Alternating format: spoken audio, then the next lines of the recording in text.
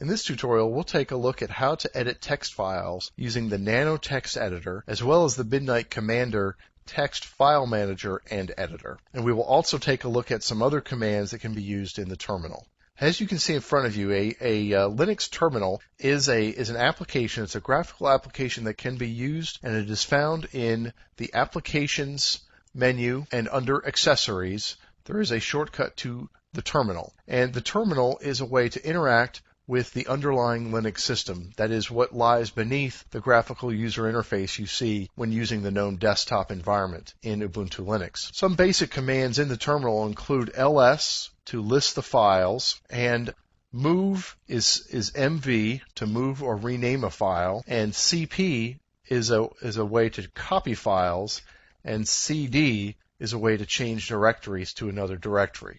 Now, a text editor is often used in the terminal to make changes to a text file, whether it's a user's text file or more commonly a system text file as the super user or as the root user. Linux operates almost entirely with text files as its way of maintaining the system, and so editing text files is very common, and it's very often needed to be done when using any Linux system. Now, Nano is a simple text editor. Nano can be used by itself by simply typing Nano.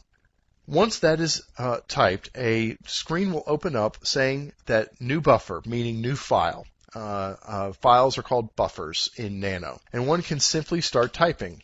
This is a test. And using the keyboard to type anything that's necessary. At the bottom of the screen are keyboard commands to do various things. And these are all control characters. The little caret sign, the little arrow pointing up means control, the control key, the control button. So, for example, Control X is a way to exit out of Nano. To save a file, one would type Control O. As you can see down there, it says write out. That means save in the parlance of Nano. It doesn't say save, it stands for write out. But that's how we save this file. So if we type Control O, we could save this file as test.txt. And then we could do Control X to exit back out. And if we do ls, we will see that test.txt is now there. Now, if we just typed Nano again, we would be back at a fresh new screen, opening up a new file. But if we wanted to edit text, what we would do is Nano and then the name of the file that we wish to edit, test.txt, and that will open that file. And we can modify the file and then save it. And if we modify it and try to exit before saving, it will prompt save modified buffer. Answering no will destroy changes. We can just type yes at this point, and it will give us the file name again, in which case we now have an opportunity to change it if we want. We can call it test2 and hit enter, save file under different name, yes.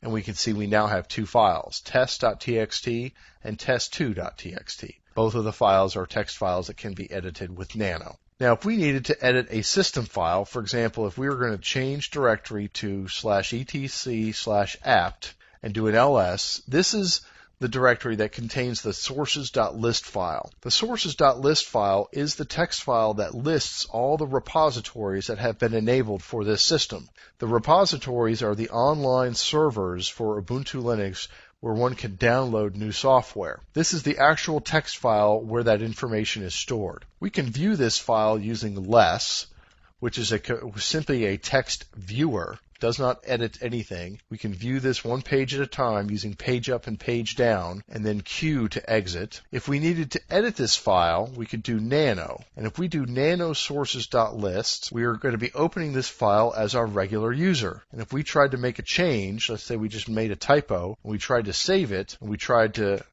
it will say permission denied. That's because this is a system file that can only be edited by the root or the super user or the administrator. So the way to do that is to use the command sudo, which stands for superuser do. So we're saying the superuser is going to do the following, nano sources.list, and it will prompt, sometimes it will prompt for the superuser password. And now whatever we edit and save will be written to the file. Obviously, I don't really want to edit this file with the mistyped characters, but that's what would happen if we were to edit some text and then do a Control-O to write out.